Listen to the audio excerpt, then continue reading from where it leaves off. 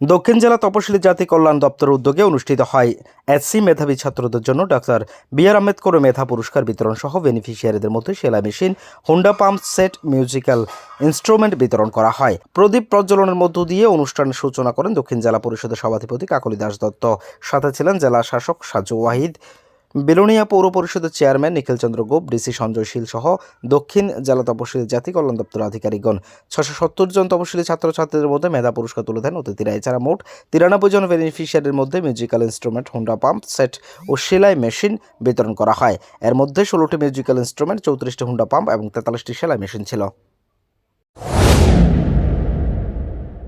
Programme sewing machine, সেলাই machine আমরা 93 জন বেনিফিশিয়ারিকে দিয়েছি। 16 জন বেনিফিশিয়ারির আছে মিউজিক্যাল ইনস্ট্রুমেন্ট, আর 34 জন বেনিফিশিয়ারি হুন্ডা পাম্প সেট, আর 670 জন স্টুডেন্ট মেরিট অ্যাওয়ার্ড। এগুলি আমাদের রেগুলার স্কিম, এগুলি দেওয়া হয়।